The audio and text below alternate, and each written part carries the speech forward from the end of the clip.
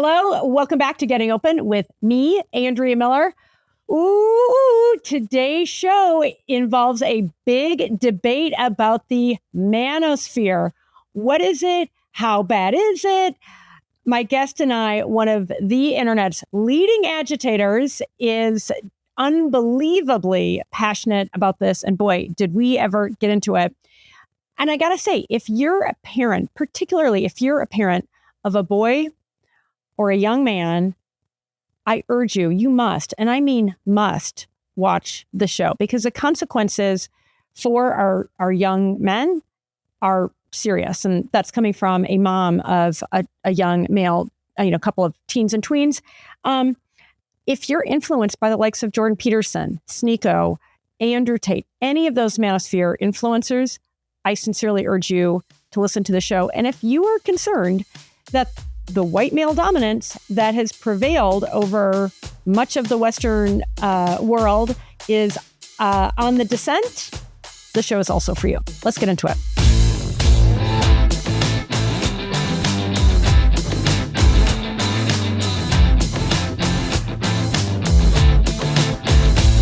Oh my goodness, I am so excited to welcome my guest, Neil Sheminski. He is an English professor at Cambrian College in Canada. He has written about superheroes, co-edited a book about the study of Canadian popular culture, and is currently writing a book about healthy masculinity for young men. He can usually be found on social media tussling with manfluencers and the manosphere as Professor Neil. Welcome, Neil. Thanks so much for being on Getting Open. Yeah, thank you so much for having me. Okay, let's get into it. Why don't you start by defining the manosphere, just to make sure we're all on the same page with what you're talking about? Oh, starting with something that seems like it should be very easy, but I recently gave a talk about this and spent a solid 10 minutes just on the definition of manosphere. Okay. The short answer is that it's any sort of social media space, and we're talking like anything ranging from your bulletin board style Reddit post to a video space like TikTok or YouTube, where you have communities of men who are convinced that, in fact, women run the world and are willing to invoke any sort of misogynist argument or actions in order to take it back from them. That can take a lot of different forms. It can look, it presents in a variety of different ways. Ranging including from this idea of toxic masculinity. Oh, absolutely. Yes. Like that's your sort of Andrew Tate style, misogyny, where we encourage, not just misogynist attitudes, but in fact, violence against women. That's sort of the stereotypical example. But there are much more benign looking forms that the manosphere takes too. It shows up in gym bro culture, where we're asserting that, you gotta be ripped. You gotta be able to fight any other man. You're not a real man unless you can. Like the misogyny creeps in there too, because the implication is that, well, if you're not a real man, then that kind of makes you a woman. You're feminine. You got to be able to fight gorillas, kind of thing. Yes. And you do have to be able to defeat a gorilla in armed combat. So it creeps into a variety of other communities. The manosphere is ever expanding too. It's one of the reasons why it's so difficult to define at this point, because we see aspects, qualities of the manosphere sort of branching out and infecting all of these spaces that are predominantly occupied by men. Okay. So what you're saying, Neil, is essentially you've got this this manosphere that is kind of irrevocably expanding, and tentacles into a few different places. And you use the word misogynistic. It's also like kind of anti-feminist, and it is. I feel like as I understand it, it is often affiliated with the incel movement, men going their own way, red pill. What else? Then the men's rights activists, pickup artists. Right? There's kind of this continuum, and part of the problem, it seems like to me, is that there are participants and, if you will, sort of leaders and advocates that are bringing self-help and seeming empowerment, particularly to young men, but I guess you could argue men of any age, that whose messages end up getting embedded with this kind of misogynistic, anti-feminist, and to your point, even violent kind of rhetoric, right? So it seems like it's not necessarily black and white. Would you agree with that? That there's seemingly positive aspects of what's happening. I mean, especially when you think of the likes of Andrew Tate, Jordan Peterson, people that are often commonly associated with the manosphere, that they are showing up seemingly as champions of young men. Sure. Yeah, and I don't think that they would be nearly so successful if there weren't some way that they could market themselves and sell themselves as providing a solution to some very real problems. And it's been that way since the start. Since the start of what? Since the start, and even before what we call the manosphere. The manosphere emerged at some point about 20 years ago online. It was what called itself the manosphere has always been this online project. It started in spaces like Reddit and 4chan and moved into YouTube. It's the fun fact about the word manosphere. We don't actually know who coined it or when. Because it was coined in these social spaces, there's no obvious origin point that anybody has been able to pin down. What often ends up happening is that people will just credit to a blog that was called The Manosphere in 2009. But the reason it was called The Manosphere was because they very explicitly say they chose that name because it was being used on Reddit. So it pre-existed. We don't know when or who. But even, you mentioned incels and pickup artists, the men's rights activists. Like, those movements date from the 1970s. Certainly the men's rights activists and the pickup artists. And even then, it was couched in terms of self-help. The first pickup artist handbook, How to Pick Up Girls, that was very explicitly like, hey, I went and interviewed women and asked them how they would like to be approached in public. Here, I'm sharing what I learned with you. Men's rights activists split off of explicitly feminist organizations. They were second-wave feminists originally. And they did that because they didn't see that feminists were interested in helping men through divorce, because they felt that men were ill-treated by divorce laws. And the thing is, certainly in the 1970s, they weren't wrong.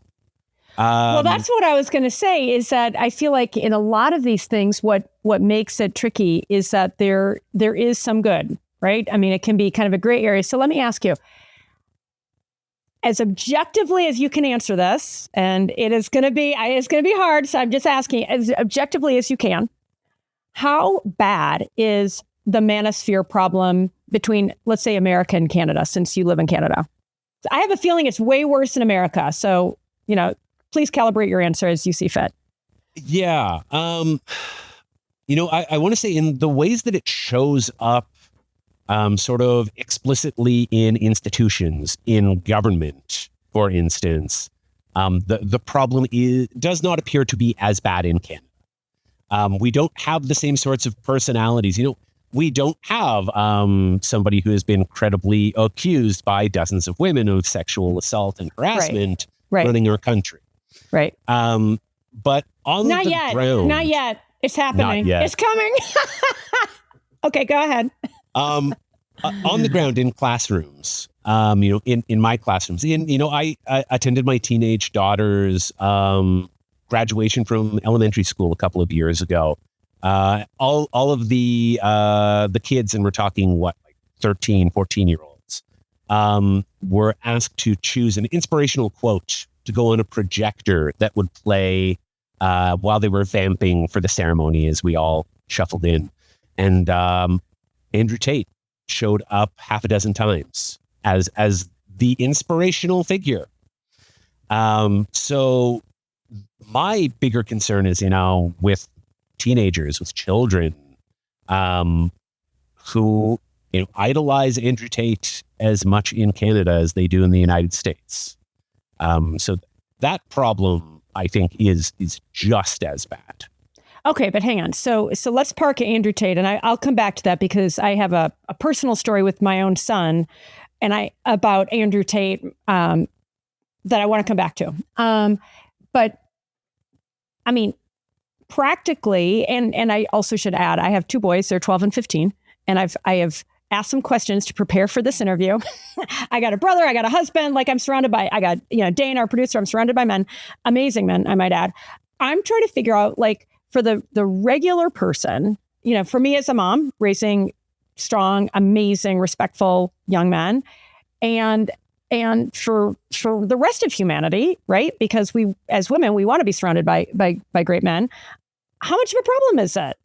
I hear what you're saying. We got Andrew Tate showing up with some quotes, but that's theoretical. Like, is that causing the young men who chose those quotes are they on the verge of becoming raging misogynists?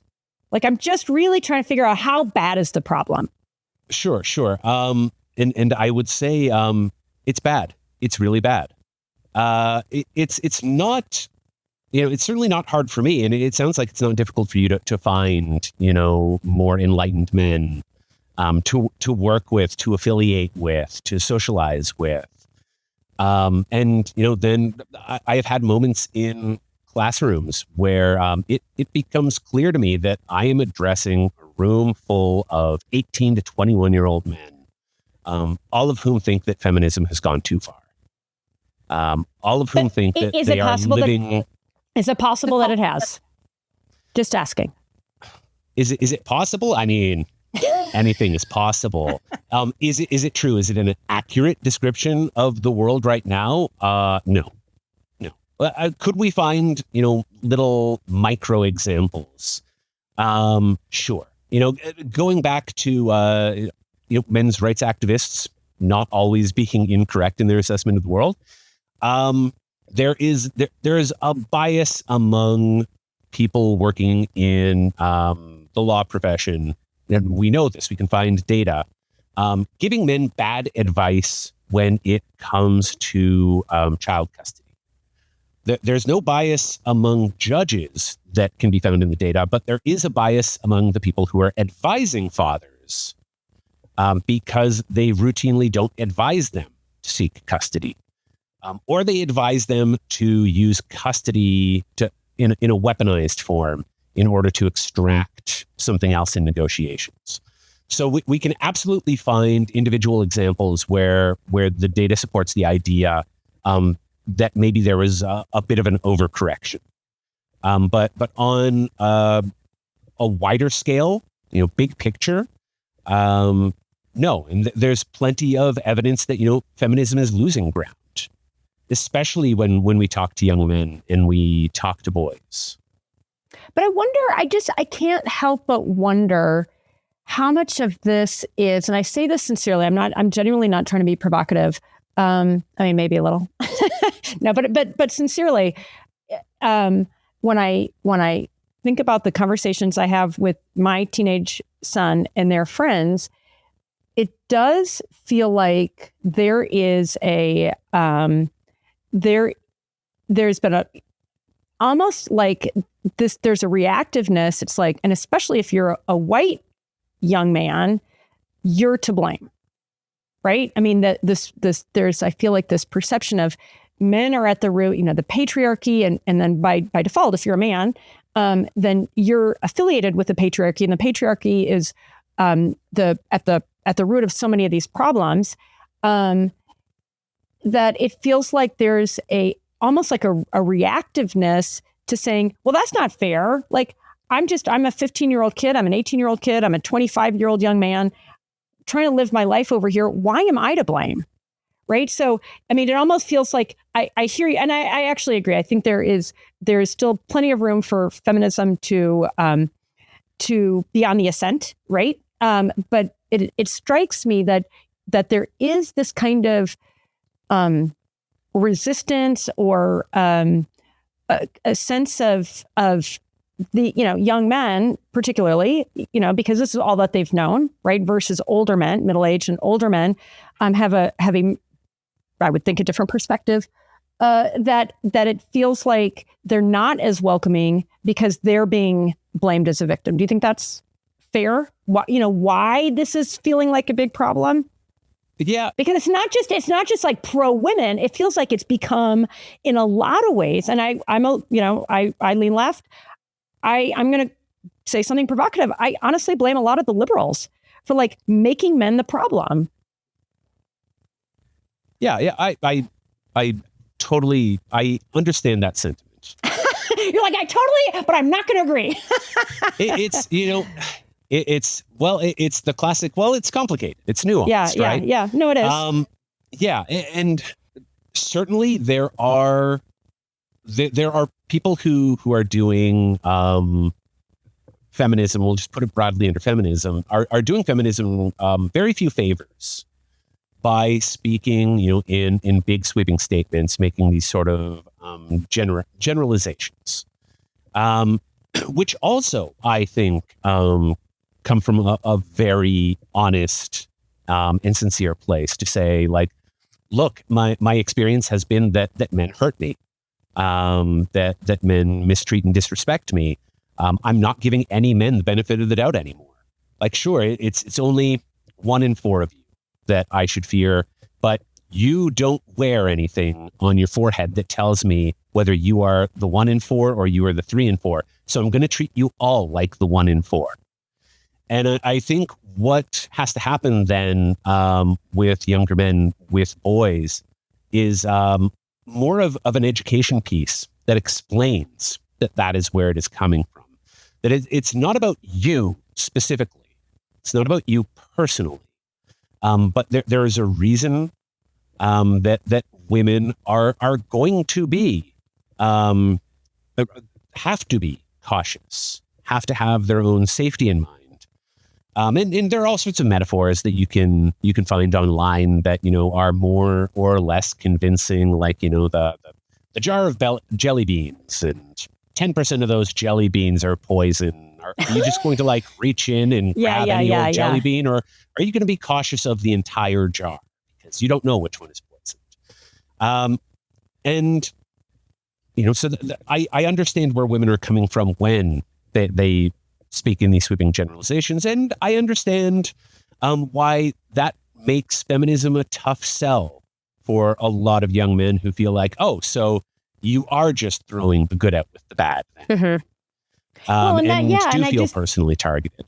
Yeah. And so, like you say, it ends up being, hey, it's not personal to you, but we're all showing up as individuals, right? And it feels like that's where somebody like Andrew Tate, he's talking to you, he's talking to me, he's talking to he's talking to these kids, and he's able to make it personal, like, you don't deserve this, blah, blah, blah. I mean, I don't listen to the guy. I've read a little bit about him, seen enough to get a sense, but it feels like that's where there is risk because, this idea of, all sorts of groups are able to kind of be predators toward people that are feeling victimized, right? And it feels like, and that's, I feel like, the irony, because let's face it, particularly white men have dominated the Western world forever, and now that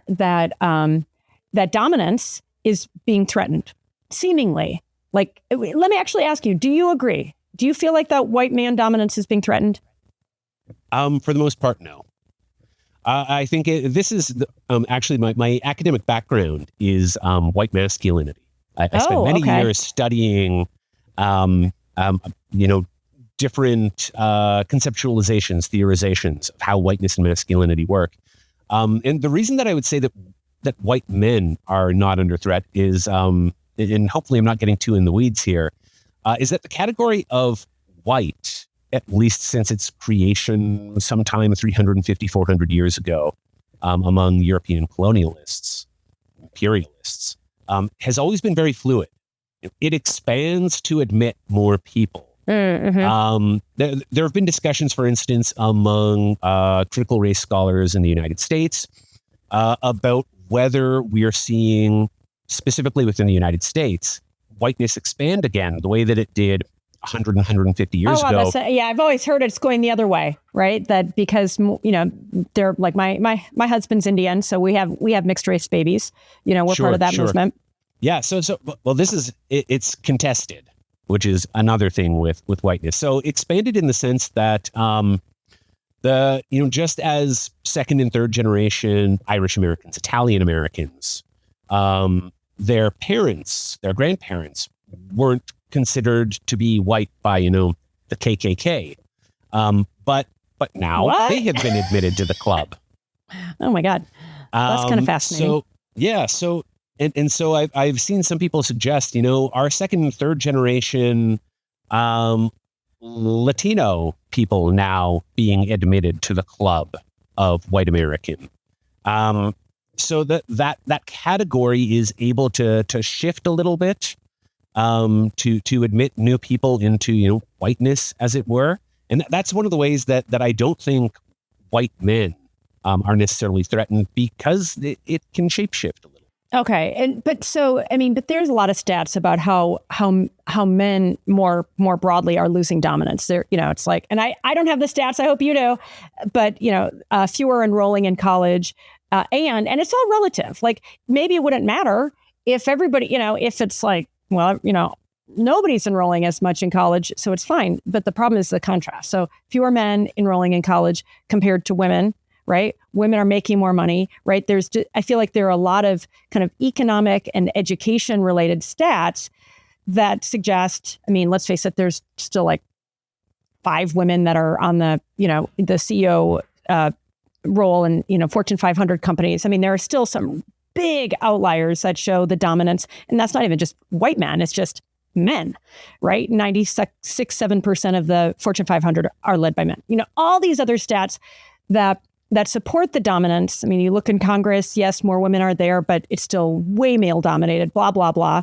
We still haven't had a white president, a female president in the United States, right? And yet, you could say that's all out there for the less than 1%.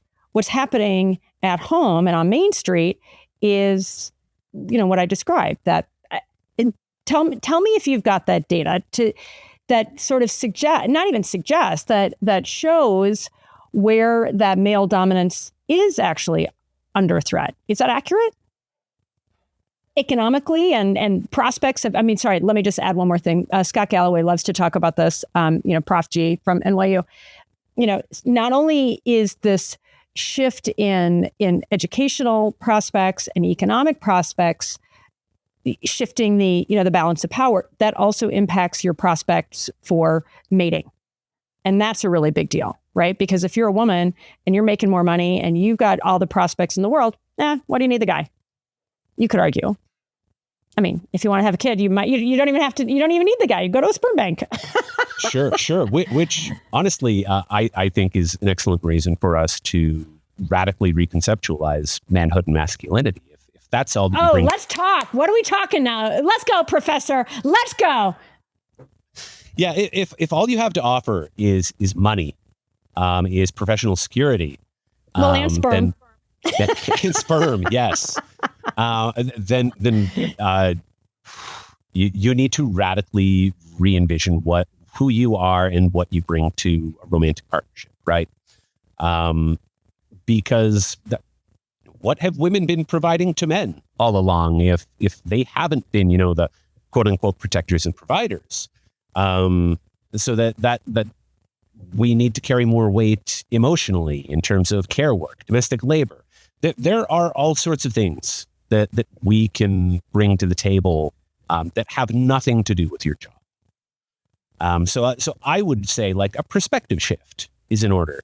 But I did want to go back to the discussion about, trends in education and in earning power. This conversation has been happening for 45 years. It was in the early 1980s that women caught up to men in college enrollments. What happened to those women? Why did women who are now 60, 65 not overtake men when they graduated from college? Why didn't that translate to dominance in the workplace? And it happened for the same reason that it has continued to happen for 4 decades after we reached what looked like it was an inflection point, which is that when women have babies, suddenly it all stops. They lose that career momentum. They don't reach the points that it seemed like they were destined to reach when they entered college. And again, what it looks like is like these systems of dominance are very flexible. So if women start to catch up educationally, a couple of things happen. Childbirth and raising children becomes a blockage point. Or else the fields that they enter become devalued and become lesser paying. Nursing, for instance, has not grown in terms of wages at the same rate as being a doctor. Mm-hmm. Looking at other fields, as women move into them, this is like a proven sociological trend that as a profession is feminized, it starts to lose ground relative to inflation. And that in the few instances where the reverse has happened and men have moved into a previously female-dominated sector, the wages then increase relative to inflation. So yeah, we can point to a number of different trends that show that women are catching up.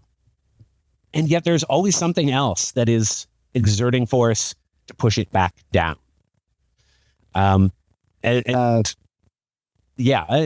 Scott Galloway, he's a fan of cherry picking some data points that seem to feed the points that he is making. And there is always a point that I can pull out that pushes right back against it.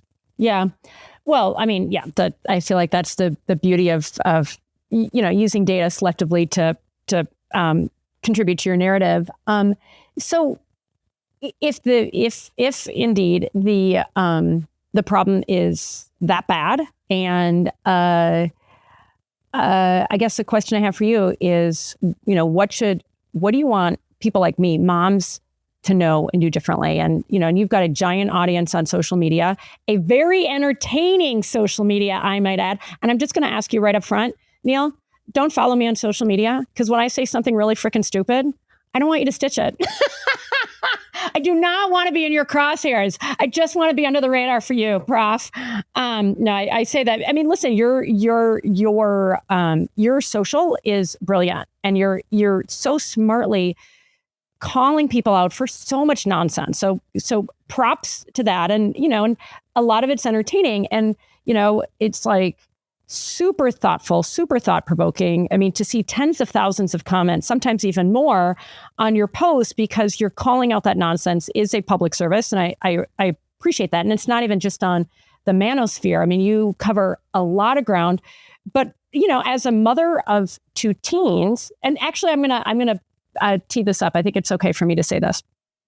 Because I always want to be a little careful talking about my kids on my show, but my 15-year-old, I said, hey, and he and I were watching, I want to come back to Adolescence too, that show on Netflix. He and I were watching one of your clips on that yesterday. And so I asked him, I said, hey, how much of a problem is the manosphere? How much of a problem is toxic masculinity? This is a 15-year-old living in Colorado Springs who was born in New York City, a product of a white mom and an Indian dad. And, we're educated and, professional and so forth. So there's always context, right, to all of this. And he said, yeah, it's a problem, but it's a stub your toe problem. Meaning it's a problem, but he, as a young man surrounded by other young men and, going to high school and so forth, doesn't see it as this crippling problem. And I'm just curious, in part, I guess I'm answering my own question. It's like, you're saying it's a really big problem. I see facets of it that are a really big problem. But if now he's just on the probably early side of who you want to reach. If they're not seeing it as a problem, then I feel like that needs to be addressed. And then what is a solution? And I'm going to be quiet now, so you can actually talk. Sure. No. What you're describing is something that I hear frequently, especially in I receive a lot of messages, emails from people who follow me on social media, who have very similar sorts of questions, but they're coming from a different place. And so I'll tell you, for instance, several days ago, I received a message from somebody who was like, I mean this with all of the love. Please know that, like, I'm not calling you out in any sense. But she's like, I am afraid of men. I've had many bad experiences with men. And I appreciate what you're doing in your videos. But I'm afraid that only people like me hear it. I know Yes. it's a problem. Yes, I know I was going to get there too. Mm-hmm. I appreciate that you understand it's a problem, but the men who have hurt me are the problem. Aren't watching your show. They aren't watching, but they also don't know they're the problem. The old blind spot problem. Oh. Mm-hmm. You don't know what you don't know problem. And even if you hear it, you deny it problem. Oh, yeah. Particularly because, the manosphere, there is there are so many layers to it, so many circles, within the Venn diagram of the manosphere, that a lot of men probably feel that they have plausible deniability. Say, like, look, I'm just here for the gym videos. I'm just here for the wellness and fitness advice. I am not one of those, pickup artists who uses coercion or even force, because they don't see the overlap. And there could be truth to that. I mean, just to interject real quick, back to the Andrew Tate thing. So I'm going to say this. I think it's okay. I was having dinner with my son about a year and a half ago, and teenager, and I said, "Hey, who are your heroes?" And he said, Roger Federer. My son's an elite tennis player. I was like, okay, snap. And then wasn't surprised. And then it was Andrew Tate. And I almost fell out of my goddamn chair. I'm like, what? Like, I have failed as a mother, as a feminist, like, strong woman. And, my husband's also like, we're, I think, pretty progressive and so forth. And so I went online and I just started scrolling through some of the most objectionable things that it's not hearsay. These are things that have, and I don't think these are deep fake videos, things that Andrew Tate has said that are extremely objectionable, extremely violent, extremely, not even just anti-feminist, like anti-woman. And my son was like, oh, yeah, I didn't know that. And I feel like that is the freaking problem that you're kind of touching, right? That there is plausible deniability, but I also think there is just ignorance, not because somebody, I mean, I have raised the greatest kids in the world. My kid's not looking for violence against women. He's hearing this guy, Andrew Tate, who is like 6'3", shredded, driving cool cars, like, is like showing up as this alpha male telling you how to be an alpha male. And it's like, well, shit, I want to be an alpha male if I'm a dude. You know what I mean? And in a way, it's like, I don't think I'd thought about this before. Let me just throw this out there and see what you think. When I think of the men in the self-development space, I mean, I think of people like Deepak Chopra, Wayne Dyer, Terry Real, and so forth, like kick-ass, really smart men. Terry, I love you. They are not alpha men. You got me?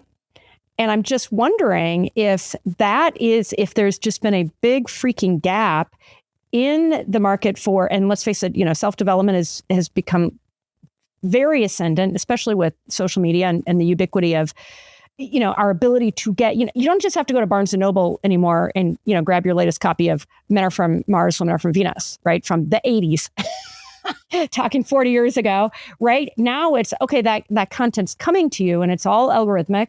So to the extent that you want to live your best life, it strikes me that there's just, in a way, corporate America has created this monster. And I do think, I know I'm being a little bit provocative, but I do think it's a monster. I think for a substantial number of men to feel like they're victims is a big problem, right? And then on the other side, for women to feel like, hey, I can't trust these guys. They don't have the emotional intelligence.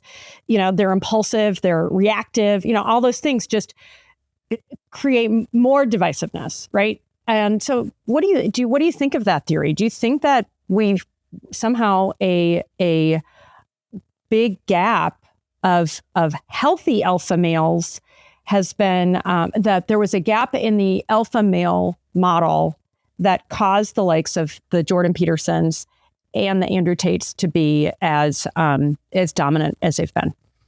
Does that make sense? It does make sense, and the short answer I'm going to give you is no. And the reason is that I'm actually going to poke at the premise of the question. I think the problem is that we've created this need for some sort of alpha to look up to.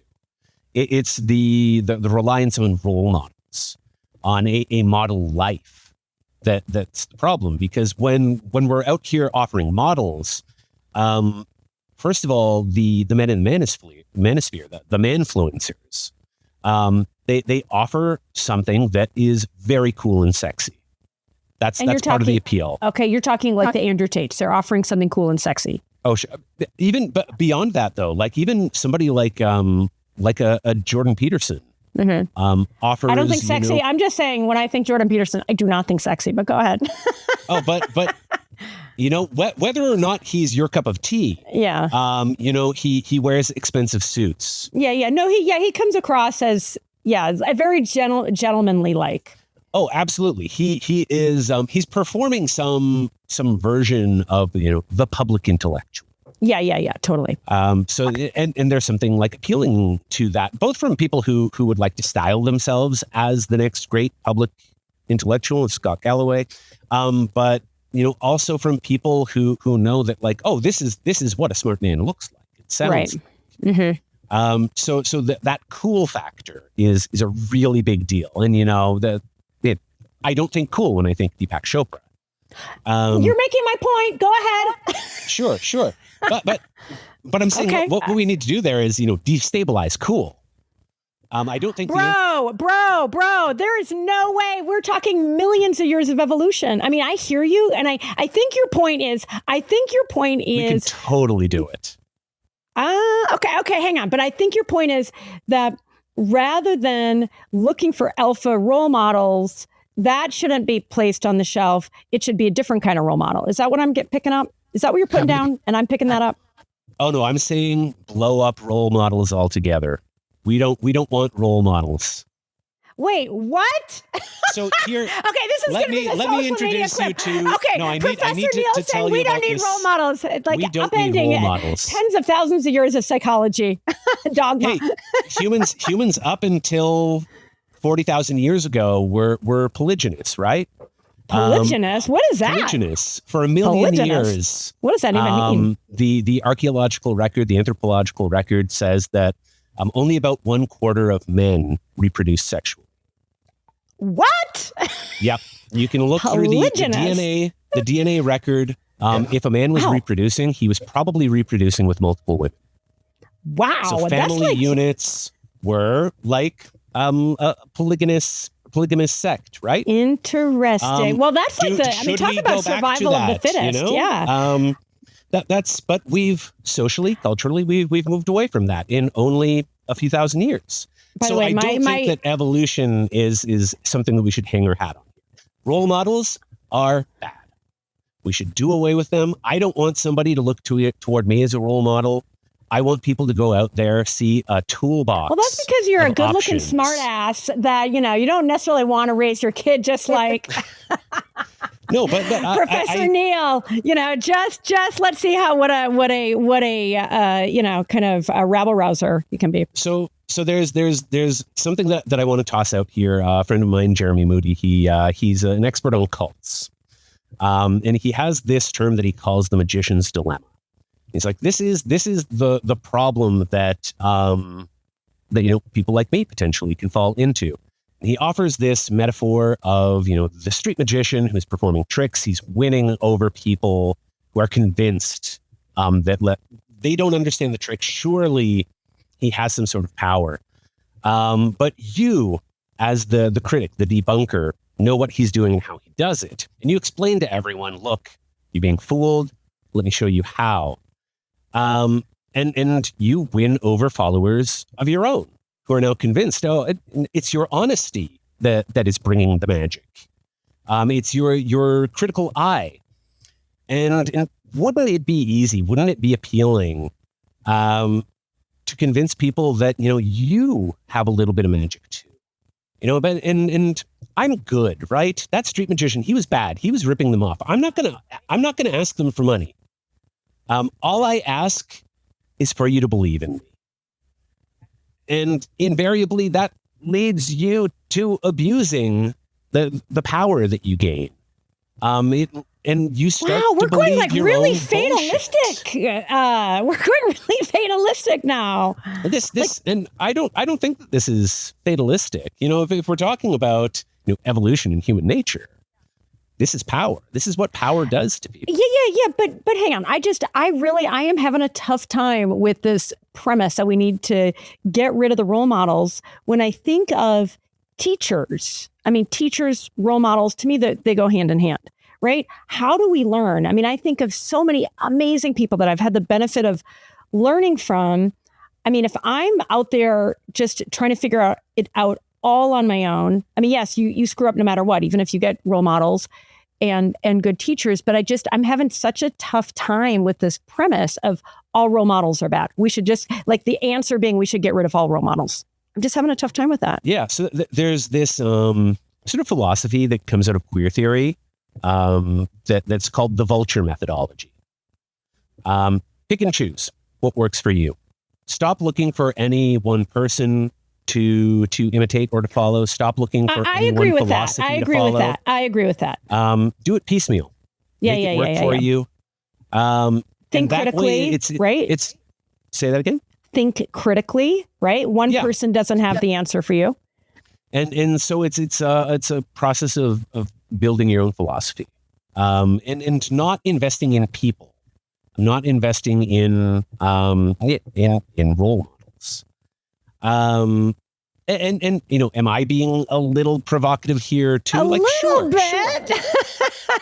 It is your job, so I came job. forewarned. I did come forewarned. Don't follow me on social media. I'm not joking.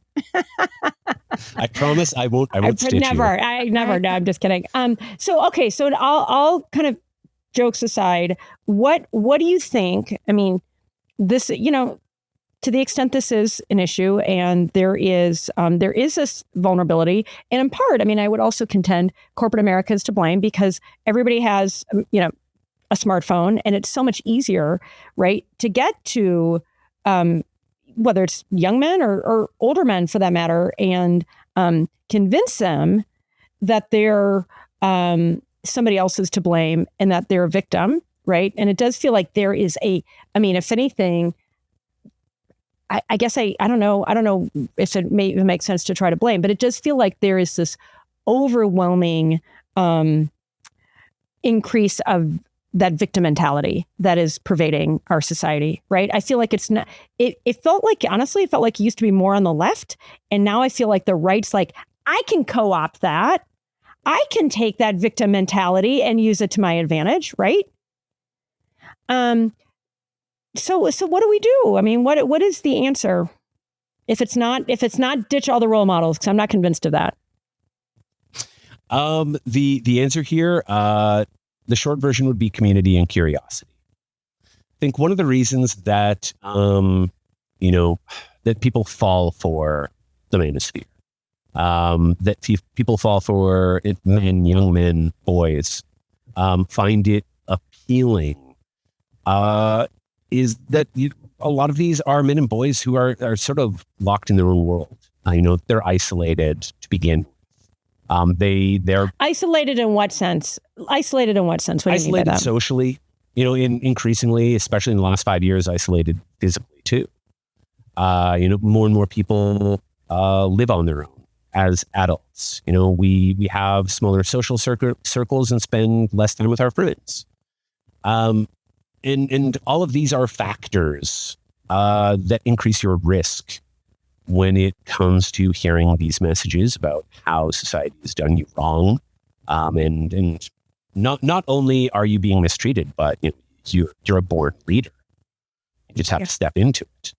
And if we had, larger social community, familial networks that were also diverse, like part of the challenge here is that a lot of men lack empathy for women owing to the fact that they don't talk to them.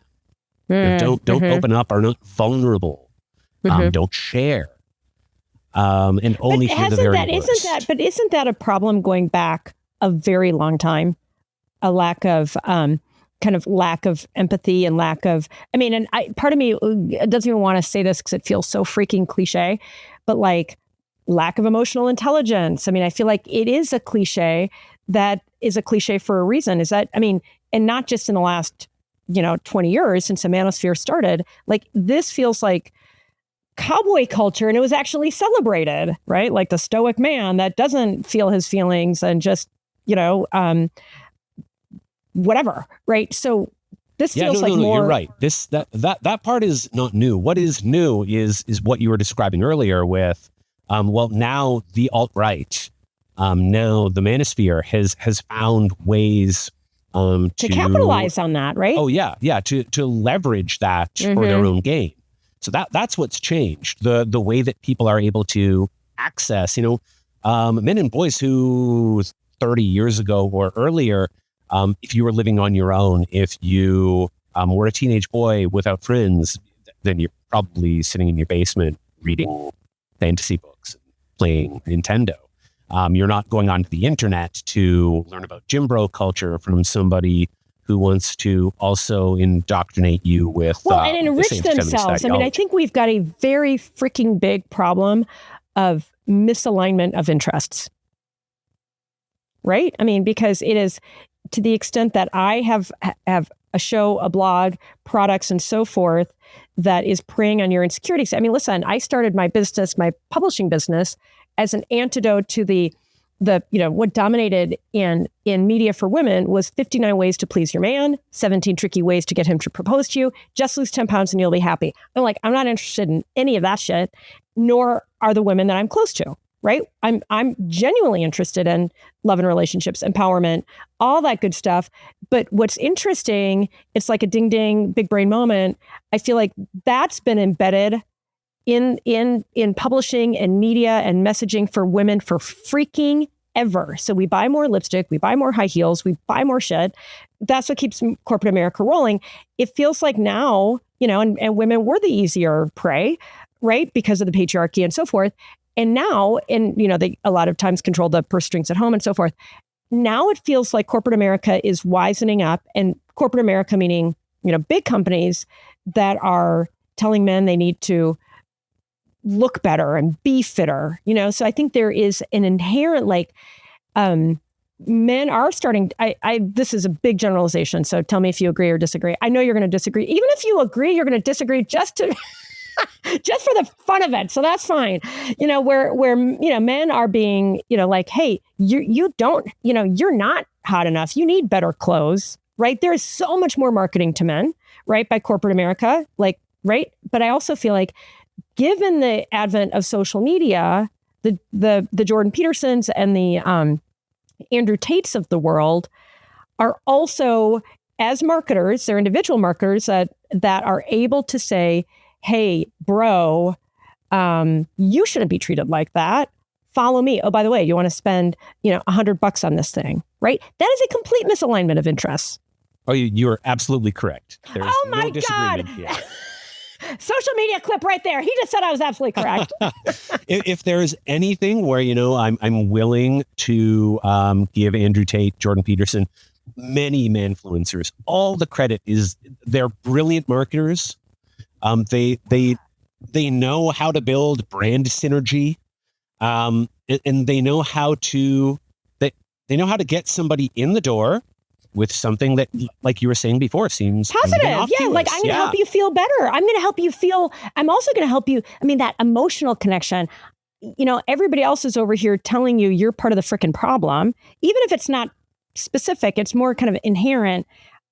You're not part of the problem. You belong, right? I will say one difference here, that there is a missing step especially with somebody like Tate, because Tate will absolutely humiliate men online and will tell people like, you are worthless. You're a piece of shit. Nobody loves you. Nobody wants you. Sign up for my course. Yeah. I got you. But that so, relatability, but yeah, I got you. Yeah. So they do use some of those, but I think this ties back to your point though, where it's like, hey, men, like you look like a schlub. And if you get the right products, if you sign up for the right program, you're going to look hot. You're going to feel great. Everybody will want you. Mm-hmm. So and it comes back to sex appeal, right? I mean, let's face it, like, and I don't want to sound sexist or foolish or any of that, but I do feel like, and I'm not a biological anthropologist, but it strikes me that so much of it does come back to feeling attractive, and particularly for men. I was just having this discussion with my amazing younger brother who was like, yeah, I mean, it so much of it is biologically wired to our ability to mate. Right? I mean, I would think. No? Yes? I mean, if that were true, gay men would not be so far ahead of us on the curve here. Okay. So maybe I get what you're saying. So maybe it's not about producing offspring, but it's about that attractiveness and desirability. But I take your point. I think we can broaden it a little bit more too, where it's also just like it's access to power and authority. Yeah, I got you. You want to be the top dog, regardless of what that means. Alpha. Sure, and we don't need to necessarily use the language of alpha, but like, yeah, it's about accessing power and privilege. But I say that like honestly with sincerity, because it does. And again, next time we talk, Neil, let's get an anthropologist on the show with us, and then they can tell us, at least tell me, what am I getting right or wrong? But it strikes me there is that I use the term alpha as exactly to your point, this desire to have power, desire to have control, right? I mean, if anything, this idea of the male species as a protector, as the hunter, like, to me, those are the kinds of alpha traits that you want to have tempered then with the emotional intelligence and being a protector in the best sense, right? Especially for people that are more vulnerable. But it does feel like there is a deep, millions of year old, almost imperative that a lot of men relate to emotionally. And this idea of being the alpha, it's like, I wanna feel powerful, right? Just biologically, that's an imperative that a lot of men have. I just feel like it's just part of who they are. I think a lot of them believe that.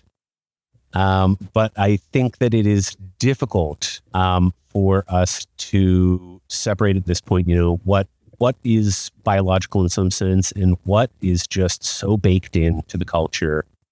And does it really matter? If it's so part of your story, then that it almost doesn't matter, because if that's what's motivating you, I mean, unless you're really enlightened.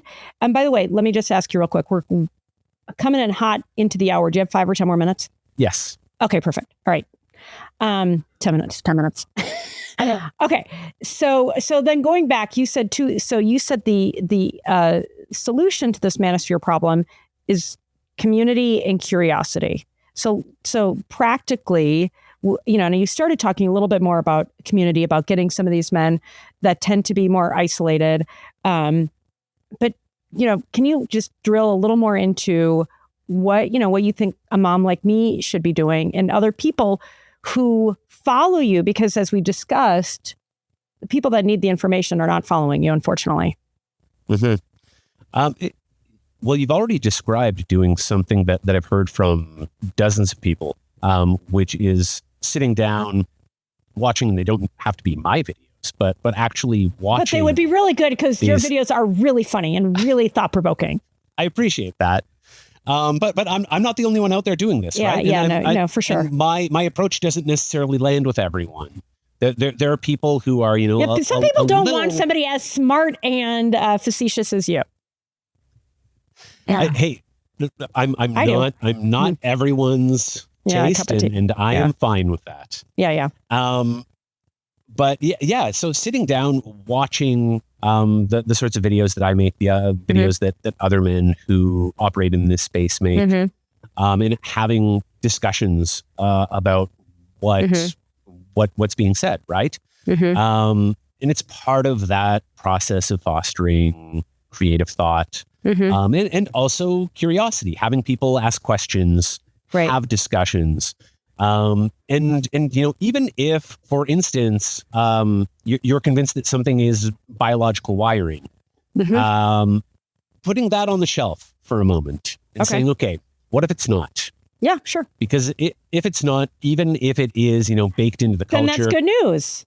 And that means we can change it. Yeah. That means that it doesn't have to be this way. And once we start thinking, okay, well, what else can it look like? Then all of the possibilities can open up. It becomes a totally different discussion about, okay, now, how do we do that? How do we actually accomplish this? I have an idea. Hit me with it. I think that we should invite you and Andrew Tate on Getting Open or some other forum. I mean, because, and I'm being a little facetious, but I'm also being dead serious. What I want to actually ask you is, and by the way, Andrew Tate, this is your invitation. Jordan Peterson, you too. Come talk to Professor Neil. I'm happy to moderate. So you've called out some, people with big social followings, high profile and so forth. Again, props to you, Prof, because very thoughtfully. It is thoughtful and entertaining at once. Have any of those people come back to you and said, you know what, you're right? Or any just scintilla of recognizing their own blind spots? Because to me, that's where there is an absolute reason to be enthusiastic. If some of these people can go, oh, shit. You kind of woke me up over here. It takes a lot of balls to do that. Just saying, people, guys. So no, and maybe not for the reason that you think, because what I have heard is from people who will admit that it's a shtick. Their shtick. Oh, for fuck's sake! Excuse my language. I have called out who are like, look. You're not wrong, but this is the shorter version. I'm just playing a character. This pays the bills. Oh my God, smack my head. and you see this in moments too. There's you sometimes find videos where, a kid somewhere out in the world is recording one of his friends encountering one of these manfluencers in the wild. And the kids are just repeating back what they've heard in videos. And there's a very famous example of this from Sneeko, who's been huge on YouTube for over a decade. So he is one of, the OG manfluencers. Okay. And, Sneeko. Okay. Sneeko. And he's been banned in a lot of places now. He's awful. And so kids probably 12, 13, 14, these boys coming up to him in public and telling him how much they love him. And one of them is like, fuck those bitches. Women suck. And he's like, God. Whoa, guys, whoa. We love women. We love them. He's like, no, they're all bitches. And Sneeko is laughing. He's clearly uncomfortable. Wow, interesting. Yeah, because he's been playing a character. Yeah. And here are kids who 100% sincerely buy what he's been selling. Yeah. Because he played his role very convincingly, it sounds like. That's the problem. That's a big effing problem. I can have a debate with somebody who sincerely believes what they're saying. And I have some hope there that something will land. But when they don't actually mean it, when it's just a paycheck, I don't know how you can possibly get through. Well, yeah. Oh, God. I mean, I just sincerely responding to that. It's like getting Sneeko on Getting Open with Professor Neil or wherever, right? And for that forum, for him to say it is a ruse. This is entertainment, guys. I mean, now it's a fucking deceptive form of entertainment. And it's, you know what I mean? Because it's like, I feel like when it's scripted shows and so forth, like, you're getting this misogynist who's just playing the, Christian Bale or whomever, who's just playing the role. Okay, fine. But in this case, it just feels like pure deception, so unless and who's watching for all the millions of people who are watching day after day, getting that programming versus the one time that they just happen to come clean talking to Neil, it's like doesn't undo all that damage that was done. That's a big freaking problem. Yeah, there are a lot of strange discussions that I've had in the past few years with people behind the scenes about how the burger is made. That even to share them publicly, I don't know that it would move the needle. I don't know that it would reach the people that it needs to reach. But yeah, this is in many ways a very cynical little corner of the world, ever expanding. Yeah, large. Yeah, exactly. More than kind of probably with greater consequence.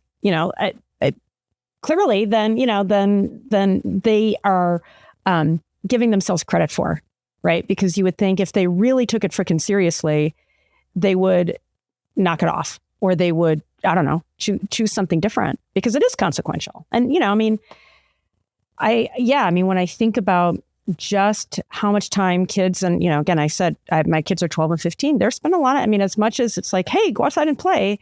My kids are going outside and play. And then they're back on YouTube, and then they're back on TikTok, and so this idea that, they are getting this unfiltered access, they being these entertainers and these provocateurs, to my boys and your girls. It's tough sledding, man. I feel like it gets into a whole different discussion about regulation in the media, but we're not gonna go there now. It can spin off in so many different directions. I know, many different places to go. Okay, Neil, you have been an amazing guest. Thanks for being on Getting Open. I'm going to give you the last word. If you were on if you were like Moses with a tablet on the mountain, what would you say? What do you want? What do you want people to take away from all the amazing work that you do? What do I want them to take away? You've handed me this Moses metaphor, and so my I'm not going to fight it. My desire would be to like smash the tablets. Oh, say, yeah, baby. Anybody who's selling you rules written on tablets, run in the other direction. Put if you need rules, if you need laws to help you determine the direction of your life, sure, guidance is always a good idea, especially when you don't know the way. But talk to a lot of people. Don't listen to any one voice out there, and do it in conversation with other people. Ask questions. And if it doesn't work, feel free to hit stop and try something else. Hit stop and try to put that tablet back together. Take that, Moses. Put it back out of order. Yeah, no, you know what? You're the first person that ever smashed the tablet. So making history today on Getting Open. All right, Prof. Neil, you guys can find him on Instagram, TikTok. I think you're on Facebook. Yep, I'm on Facebook. He is ubiquitous. He is amazing, thought-provoking, and incredibly entertaining and thoughtful. Thanks so much for being on Getting Open. I really appreciate your time today. Thank you for having me. Oh my God, that was spicy, and spicy in a different way than we sometimes have spicy. Just so thought-provoking. And honestly, I'm going to be thinking about this whole business of role models and smashing tablets and just, rethinking some of the assumptions that I've had. And I hope you do too. And just back to his central idea of community and curiosity. That is something he and I couldn't agree more strongly on. And I hope those takeaways are helpful for you too. As always, I love hearing from you. Emailing me at gettingopen@yourtango.com is on. I love your comments on YouTube, Spotify, wherever you're getting this show. Please keep those comments coming. If you don't subscribe to the show or follow it wherever you get your podcasts, please do. I don't want you to miss an episode. Lily, Dane, Jacqueline, myself, my entire team, we are bringing Getting Open to you with our full hearts and full minds as a way, I hope, to make your life better. Thanks for watching, and we'll see you next time.